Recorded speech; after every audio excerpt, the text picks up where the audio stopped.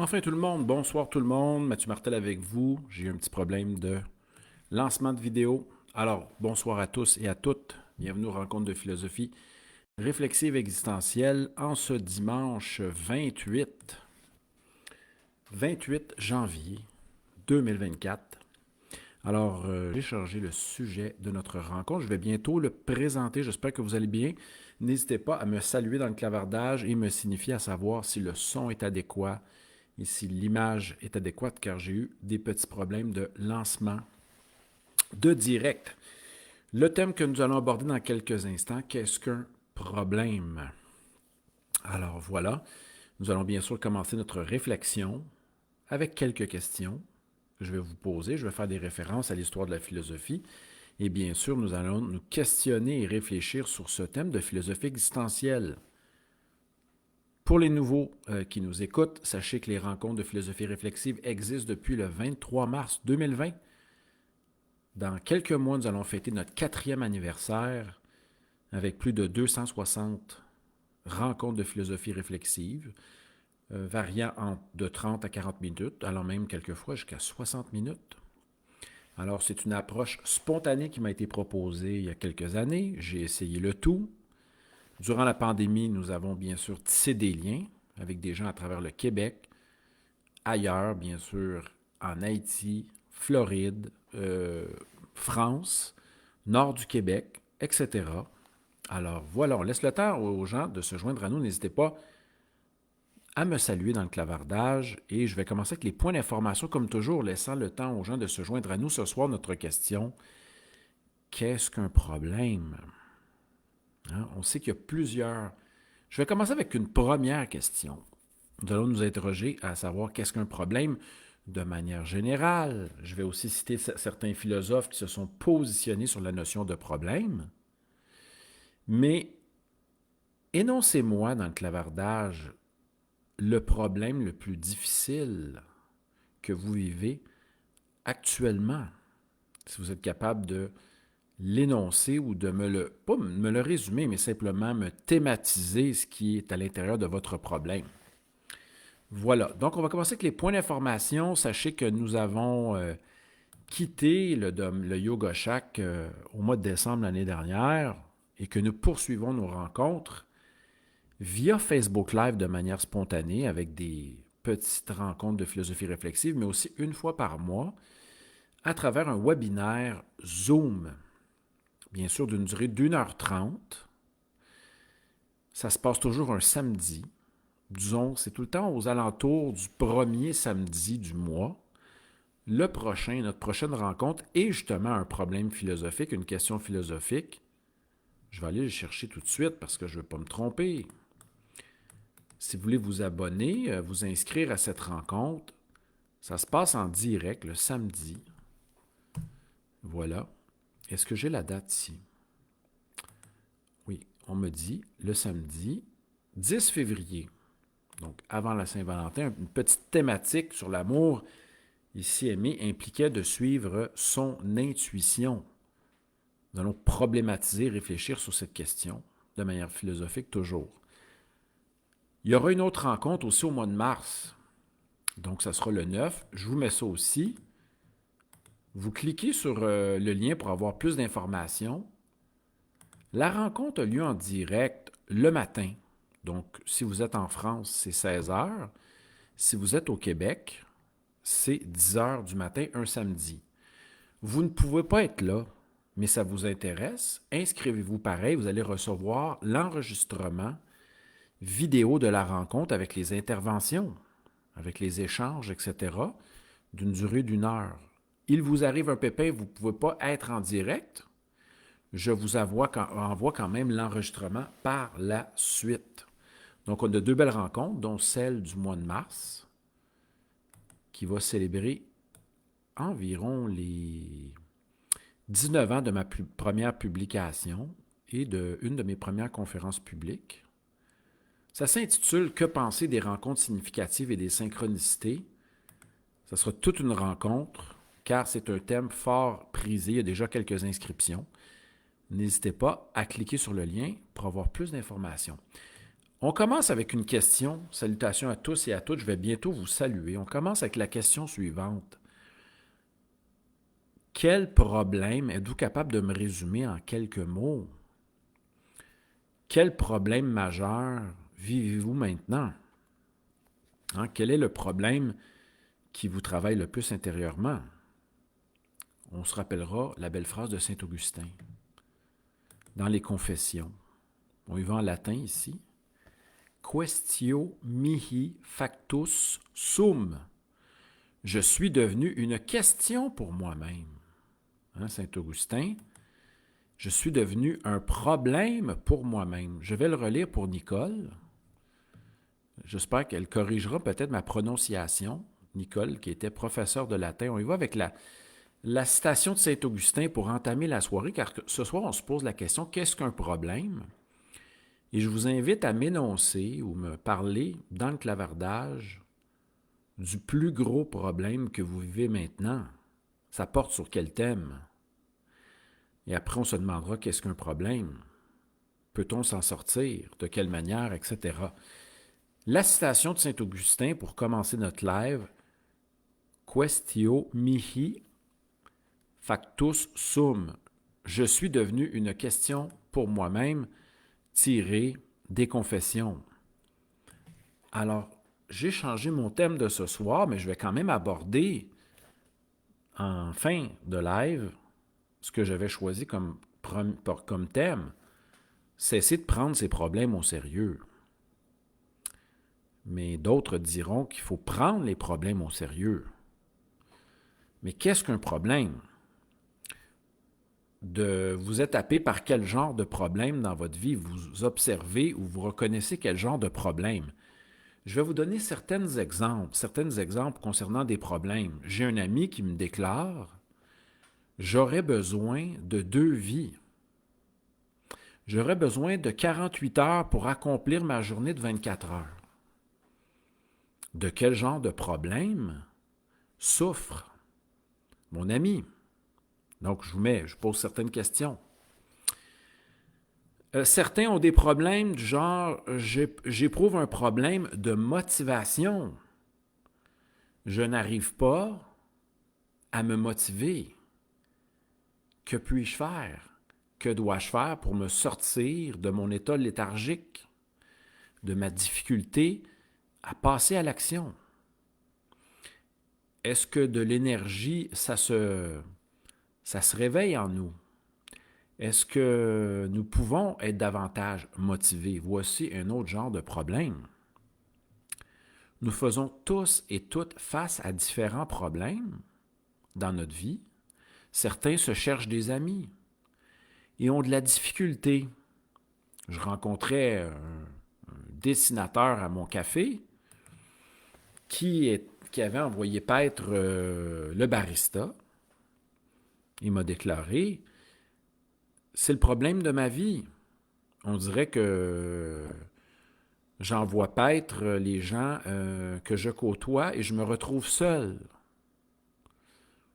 Est-il possible de se sortir, hein? » Et il se dit, est-il possible de se sortir d'une situation difficile, de notre vie problématique? Certains veulent des amis, mais sont des repoussoirs pour autrui. Augustin l'a dit, je suis devenu un problème pour moi-même. Mais nous pouvons aussi nous dire, nous sommes une question pour nous-mêmes et nous sommes travaillés par toutes sortes de questions existentielles et philosophiques. Voulons-nous réfléchir et les résoudre? Voulons-nous nous sortir de certains états de problème? Je vous salue et on revient à notre question. Vous pouvez tenter de répondre à la question « Exposez-moi votre problème. De quel ordre est-il? » Ou tenter de répondre en deuxième lieu à la question « Selon vous, c'est quoi un problème? » Êtes-vous capable de compléter la phrase « Un problème, c'est... » J'en profite pour vous saluer. Je vais aller faire une petite promenade avant le live. J'avais besoin de bouger davantage. Salutations à Jim, merci d'être là, à Cathy, à Isabelle qui est de retour. Salutations à Martine. Salutations à Louis, à Vanda, à Nicole, et à Anne-Marie. Voilà. Et un problème, ça... Tu sais, en philosophie, on va dire qu'un problème, c'est une question fondamentale que nous nous posons. Michel Mayer a développé ce qu'on appelle la problématologie, l'art de se poser des questions, mais de se demander pourquoi est-il important de se poser tel type de questions. Michel Mayer est un élève de, je crois, de Perelman, non pas le logicien, mais un théoricien de la rhétorique. Et Michel Mayer a développé ce qu'on appelle, vous irez voir ça, il a écrit plusieurs livres sur la problématologie. Et c'est d'aller à la source du questionnement. Qu'est-ce qui me pousse à me poser ce genre de questions? Pourquoi en suis-je arrivé à me poser ce genre de questions? Ça, c'est aller en amont. Un problème, c'est d'abord une question à résoudre, mais au sens grec. Si on va dans l'étymologie du verbe probalo, hein, jeter en avant, probléma en grec, veut dire obstacle, promontoire, hein, ce qui se jette en avant de nous. Donc, il s'agit d'une situation que nous observons et quelquefois un certain état de choses qui peut nous paraître tantôt étonnant, renversant, anormal, et c'est pour ça qu'on se questionne. Ça rejoint bien sûr la position de Karl Jaspers, qui nous dit que l'origine de la philosophie commence avec l'étonnement. Les situations limites et les situations de doute. Et en effet, un problème, c'est une situation limite dans laquelle nous sommes plongés par notre conscience qui ne peut qu'être philosophique. Parce que nous en accouchons des questions profondes et existentielles de tout genre. Posez-moi donc dans le clavardage une question philosophique. On a Louis Étienne qui nous pose la question suivante. Qu'est-ce que vouloir un ami? On pourrait se poser la question aussi suivante. Qu'est-ce qu'un ami sincère? Quel est le fondement de l'amitié? Quelles sont les caractéristiques profondes qui définissent l'essence de l'amitié sincère? On pourrait se poser ces questions-là. Mais pourquoi on arrive à se poser ces questions?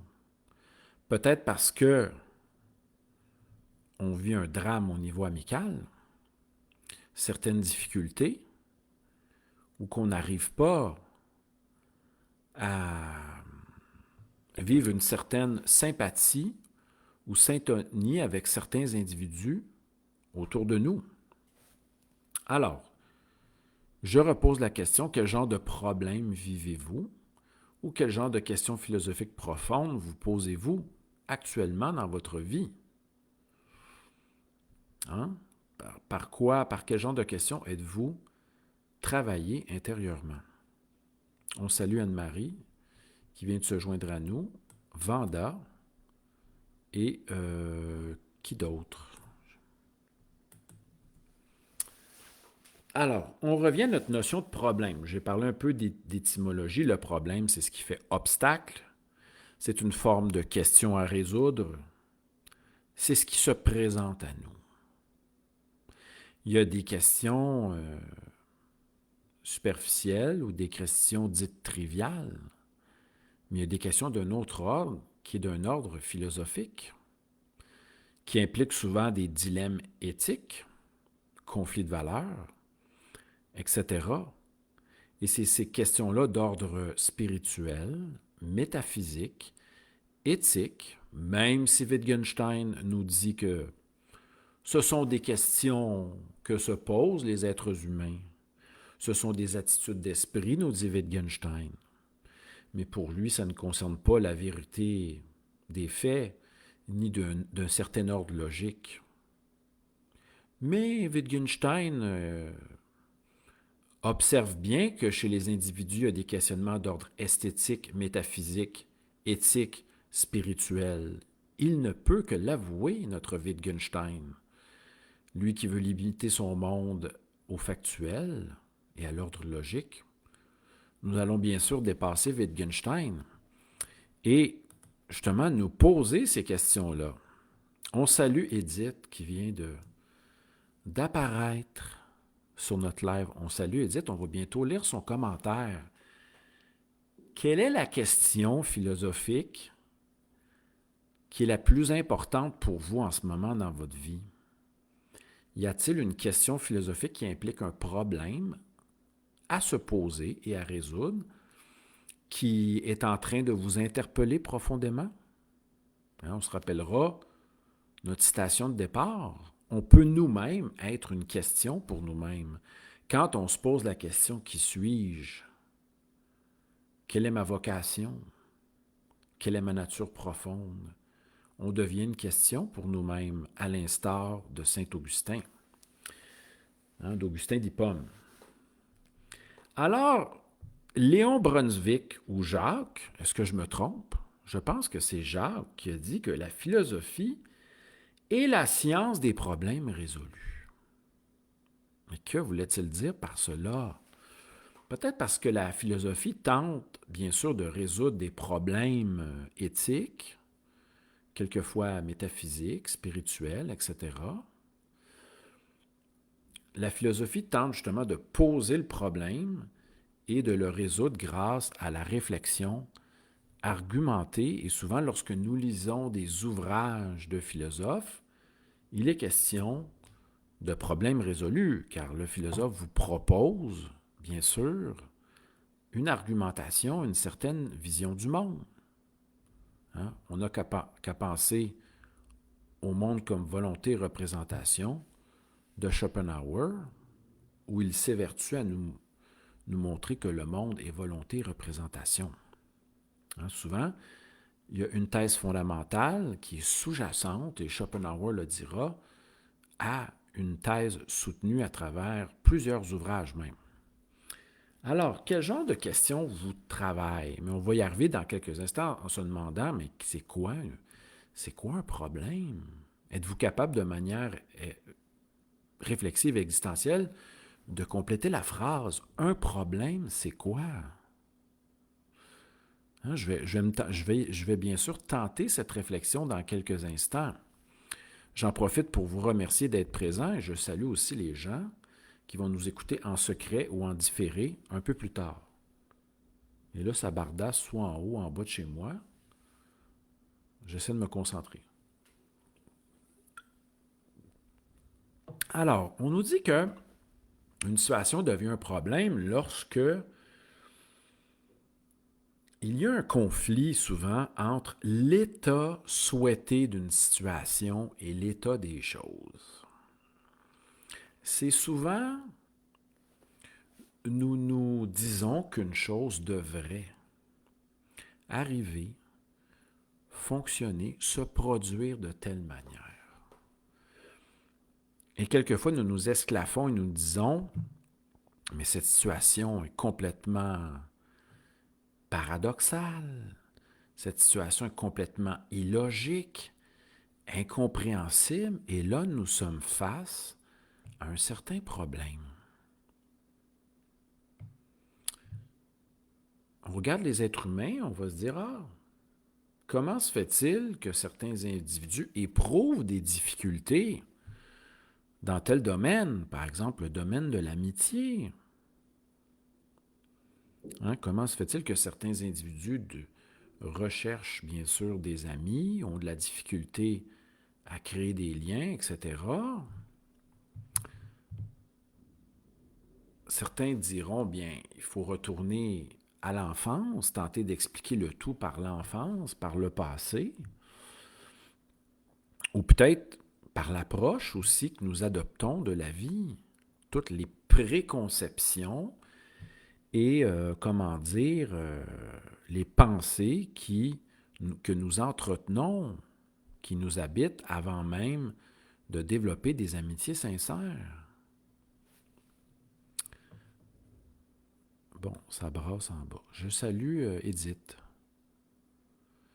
Edith nous dit, ça fait 16 jours qu'on ne voit pas le soleil. Je pensais qu'on l'avait vu un petit peu la semaine dernière. Ça commence à être un problème. Intéressant. Donc, certains individus ont besoin de davantage de lumière et ça peut être un problème. En effet, la luminosité, le soleil extérieur peut venir peut-être apaiser, justement, ou nourrir le corps.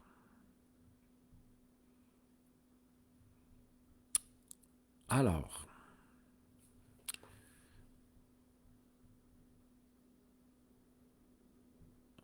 certains nous parlent, OK, il y a toutes sortes de questions ici, donc il y a toutes sortes de problématiques. Je vais revenir à mon sujet. Qui dit problème dit recherche, bien sûr, des causes. Mais qu'est-ce qui a causé le problème? Est-ce que c'est ma manière de voir qui cause des problèmes?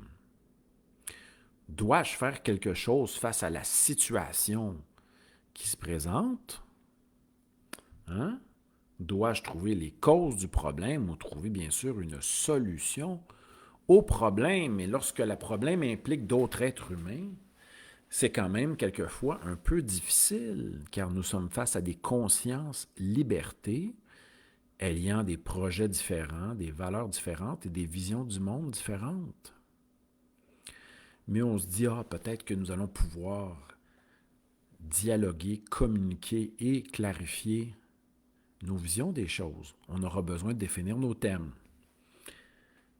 Alors, mais qu'est-ce qu'un problème? Hein? Les Grecs nous disent que c'est un obstacle qui se jette devant nous. On devra peut-être prendre dans quelques instants un exemple pour cheminer avec, justement, sur la notion de problème. On se rappellera, est-ce que c'est concernant les problèmes? On se rappellera le mot d'Einstein et ensuite le mot de Kierkegaard. Hein?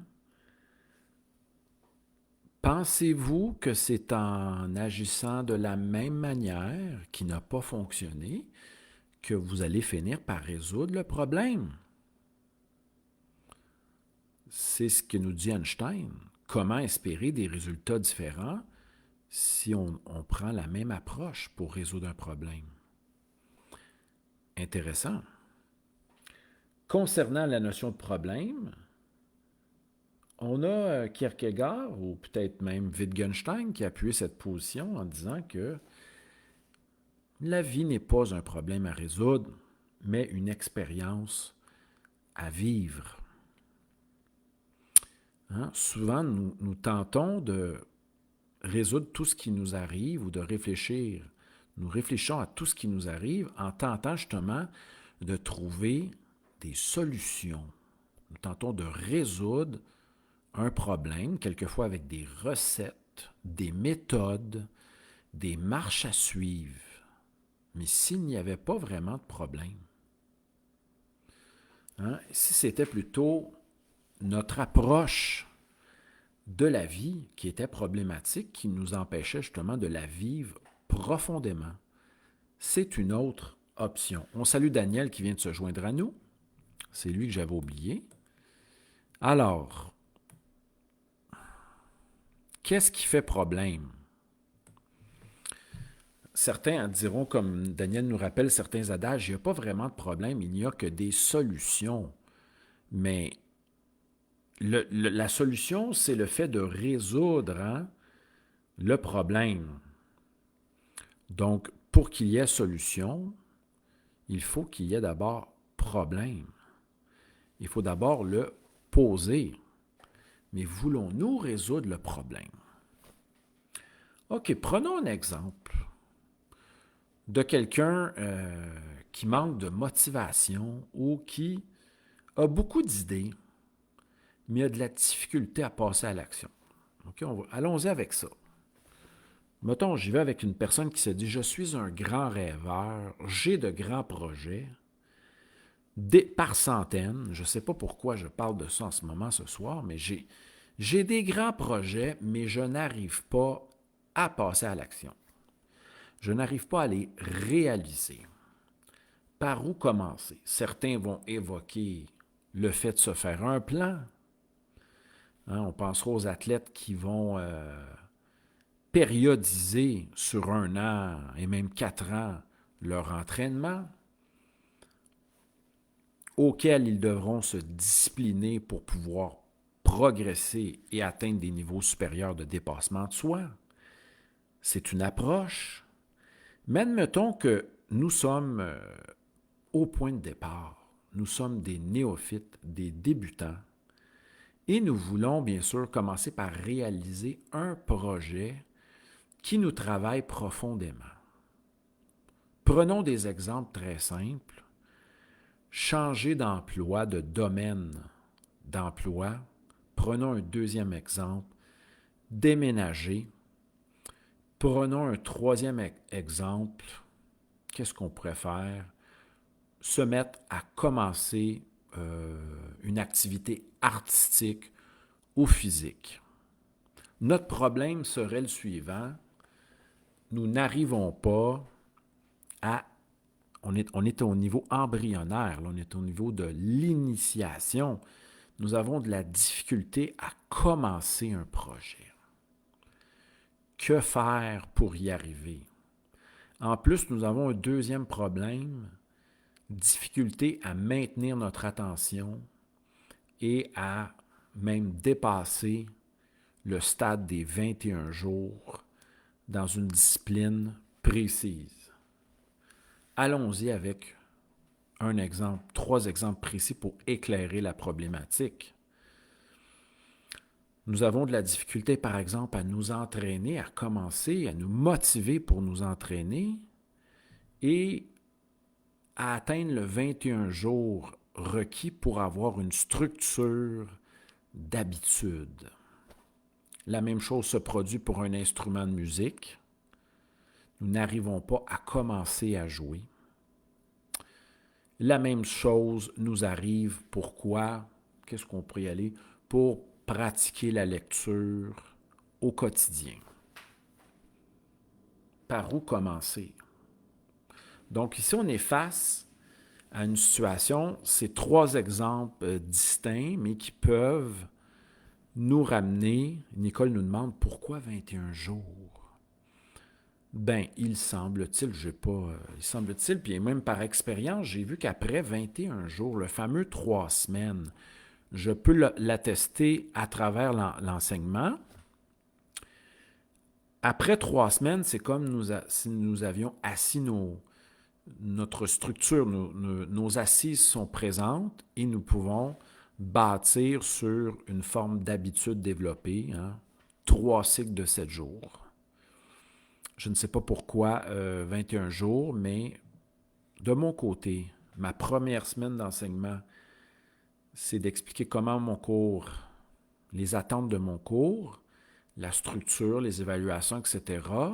C'est la première semaine, avec une mise en action à travers une lecture, un exercice, etc. La deuxième, c'est mon premier cours, deuxième semaine de cours théorique, et la troisième, puis après, je sens que la fondation est présente.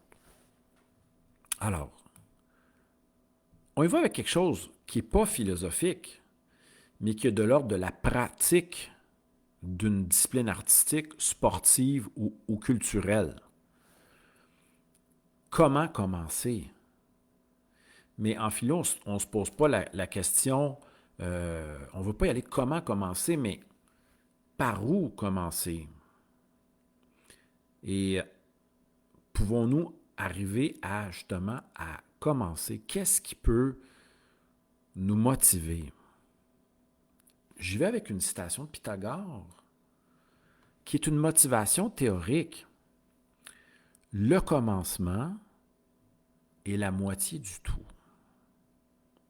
Ça, c'est intellectuel. Ah, commencer, c'est comme si j'avais fait la moitié du travail. Certains diront ça au niveau psychologique. Reconnaître que nous avons un problème, une difficulté, c'est d'avoir fait un grand pas. OK. Alors, nous sommes face à certaines problématiques dans notre vie. Et que répondrait la philosophie? OK, de manière générale. On commence par où pour débuter?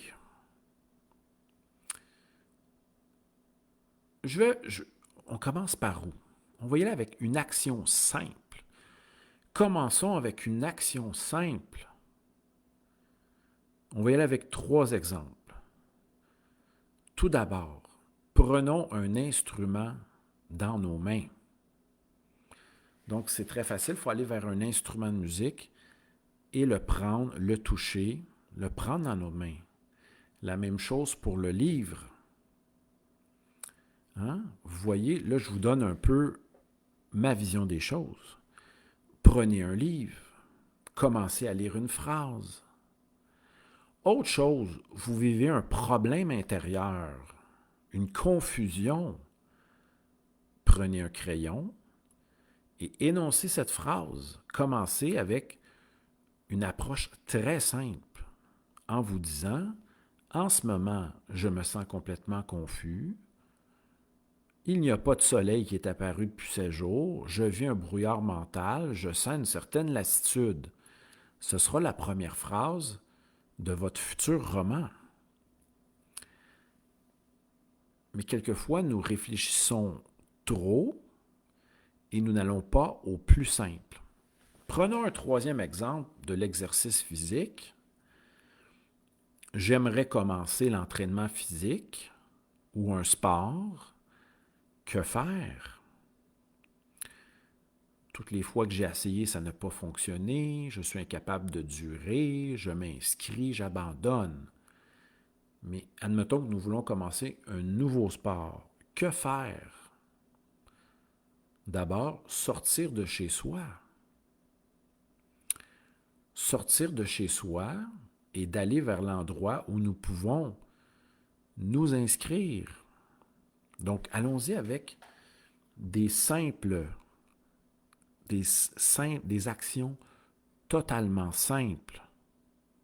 Et je crois que une action après l'autre, dans le temps, permettra de consolider à un certain moment donné notre 21 jours et après nous donner un horizon sur 1 an de développement, nous permettra justement de nous laisser le temps de déployer nos habitudes. Mais là, j'y vais. Je tente justement ici, je ne fais pas une problématisation philosophique, mais je me dis, on peut se demander pourquoi nous n'arrivons pas à passer l'action. Et c'est là, on tombe dans une réflexion philosophique. Pourquoi est-il si difficile d'entamer une nouvelle activité dans la perspective d'un changement d'habitude de vie? Pourquoi est-ce si difficile?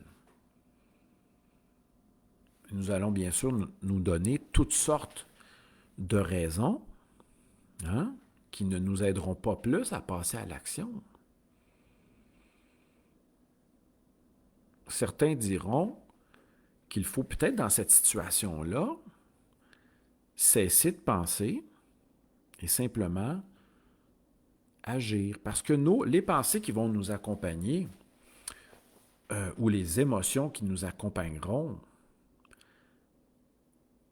ne seront peut-être pas favorables au développement de la nouvelle activité que nous voulons entreprendre au niveau du sport, au niveau musical ou au niveau culturel. On peut y aller aussi en se disant, je vais fonder un rituel. On pourrait commencer en se disant, à chaque lundi, je vais aller m'entraîner. Donc, commencer par un lundi par semaine. Et ne pas déroger. Y aller la journée qui est la plus légère. Nicole nous dit augmentation par la suite, progressive, dosée, mesurer à chaque fois, prendre des notes, etc. On peut aussi écrire sur une feuille à chaque fois qu'on est allé s'entraîner, par exemple. Lundi, demain on est le 29, je suis allé m'entraîner. Et là, on le met sur une feuille à chaque fois. On laisse des traces. On n'est pas obligé de tout de suite sauter à 3 pratiques par semaine. Il faut d'abord installer la fondation. Lentement, pas à pas, ce que la plupart des philosophes comme Épicure, Descartes, dira qu'il est préférable de marcher lentement mais d'un pas assuré dans une direction. On se rappellera la lettre à Ménécée d'Épicure qui dira que la prudence est l'une des ultimes vertus, avec la modération. Allons-y lentement, un pas à la fois, sans trop se mettre de pression. Il faut aussi, bien sûr, en faisant ça une fois par semaine, ça laisse peut-être à l'élan, à l'être, à la nature profonde, d'avoir le goût. D'avoir le goût. Je croisais un collègue qui allait voir 3 films par jour. Je ne sais pas comment il faisait. C'était pas pour un emploi, il n'était pas critique de films. Mais comment faisait-il pour aller voir plusieurs représentations cinématographiques, théâtrales, de la danse, plusieurs fois semaine? Ça, c'est d'un autre ordre d'idée. Je me suis un petit peu égaré avec une parenthèse. Alors, d'abord, on peut commencer par énoncer avec une question notre problème. Pourquoi ai-je la difficulté à entamer une nouvelle activité ou à prendre une décision ou à passer à l'action? Après, on peut chercher des solutions pratiques, etc., mais là, on ne sera pas dans la perspective philosophique. On veut continuer à réfléchir au tout. On peut se demander, regardons-nous le problème du bon angle? Et souvent, c'est avec les questions qu'on vérifie ça. On passe souvent en se demandant comment arriver à une fin. Nous sommes souvent dans le comment. Y a-t-il une recette? Y a-t-il des principes? Et c'est tout ce qu'on nous vend sur Internet. Laissez-moi vous expliquer en 3 étapes comment résoudre votre problème. C'est le comment. C'est le comment. Mais est-ce qu'on peut aider quelqu'un? Est-ce qu'on peut donner un mode d'emploi à quelqu'un? 10 étapes pour devenir un maître de l'amitié ou un maître de l'amour, etc. Est-ce qu'on devient un réel musicien de vocation et passionné en fonctionnant avec des marches à suivre, des recettes, des étapes, des guides? Si on fait ça, nous oublions, bien sûr, l'approche de philosophie réflexive existentielle qui est à l'instar d'Augustin, de nous dire, il le disait, je suis devenu une question pour moi-même. Je me pose des questions du plus profond de mon être qui m'interpellent. Allons-nous démissionner et abdiquer notre subjectivité? Je rajouterais le mot transcendantal, pour des marches à suivre, des recettes, etc. Pouvons-nous abandonner cette tâche, car nous sommes bien sûr, nous aussi, des questions pour nous-mêmes? Pouvons-nous abandonner le fait de nous poser les propres questions qui nous travaillent profondément? C'est ce que disait Nietzsche en disant « Je me suis occupé uniquement des questions profondes qui intéressaient mon être profond. Je me suis occupé des questions urgentes. Et c'est pour ça, moi aussi, que j'ai écrit des livres pour répondre, réfléchir sur un monde qui n'allait pas de soi.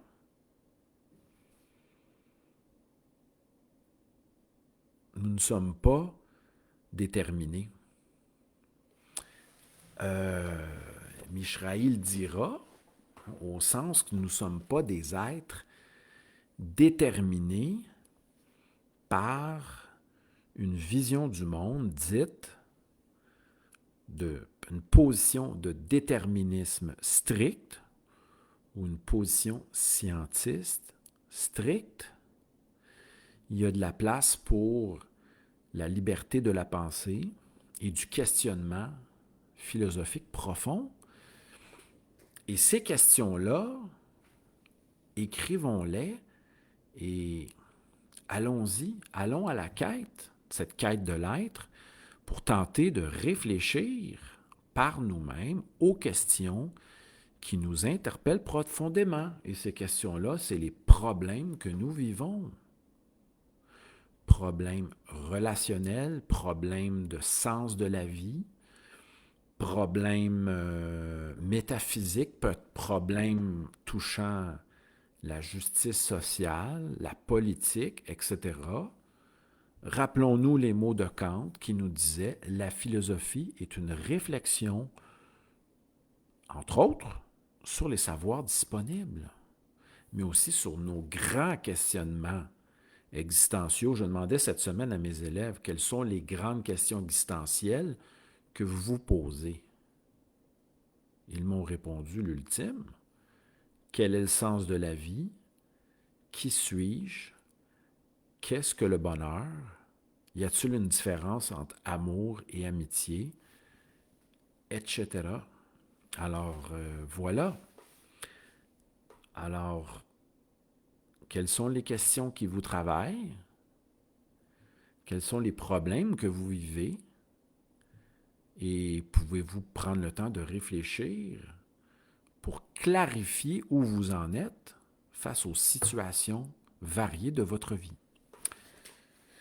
Wow! Merci les amis d'avoir été présentes. Ce soir, on se posait la question, qu'est-ce qu'un problème? Et je vais terminer avec une petite citation de Cioran qui va peut-être nous aider à vivre dans le sens de Kierkegaard ou bien sûr Wittgenstein qui disait « La vie n'est pas un problème à résoudre ». Lui a résolu ça. Hein? Il a dit « Cessons de tout problématiser, de tout vouloir résoudre tel un problème. Vivons ». Camus répondant au sens de la vie, quel est le sens de la vie? Mais c'est de vivre. Et je terminerai avec Cioran qui disait, je le mets souvent cette belle citation-là, nous sommes tous et toutes des farceurs parce que nous survivons à nos problèmes. Quel était votre problème le 1er janvier 2023? Quel était votre problème en 1993? Quel était votre problème il y a 3 semaines? Les problèmes changent. Ce qui vous dérange aussi change. Ce qui fait problème change. Chose certaine, peut-être que Cioran est un peu bouddhiste là-dedans, étant donné que le changement fait figure d'élément de permanence, ce que j'ai démonté bien sûr dans La puissance de l'instant quand même, tout change et tout bouge, et nos problèmes aussi vont changer. Nous sommes des farceurs parce que nous survivons à ce que nous avions considéré comme un problème il y a quelque temps passé. Et quelquefois, notre anxiété ou notre angoisse va décider de changer d'objet qui va déclencher l'anxiété ou l'angoisse. J'avais remarqué ça. C'est quand même fascinant. Quand nous sommes plus anxieux ou fatigués, quelquefois, c'est la luminosité qui peut nous déranger, d'autres fois, c'est le bruit, d'autres fois, c'est d'autres choses. Mais ça demeure que si on a un tempérament anxieux ou un petit peu angoissé quelquefois, nous sommes stimulés, notre angoisse est réveillée par différents phénomènes. Conscientisons le tout. Je vais vous remercier en vous quittant et on se reverra bientôt. Je vais annoncer sur ma page notre prochaine rencontre. Peut-être qu'on se reverra dimanche prochain, sinon on va se voir à l'atelier. N'hésitez pas à vous inscrire, c'est le 10 février. J'ai mis le lien dans le clavardage. Merci à Nicole d'avoir été présente, à Louis-Étienne, à Linda, à Vanda. Merci aussi à Edith qui a fait un petit coucou. Merci à Daniel, un habitué. Merci à Anne-Marie. Remerciements aussi à Martine, à tous ceux qui nous ont salués dès le début et ceux qui nous écouteront en différé ou en replay. Portez-vous bien. À bientôt. Suivez ma page Mathieu Martel Philosophe pour des petites citations du jour, nos événements et pour regarder bien sûr en replay, en différé, nos dernières rencontres de philosophie réflexive dans la section vidéo. Portez-vous bien tout le monde, bonne soirée et on se revoit très bientôt. Bye bye.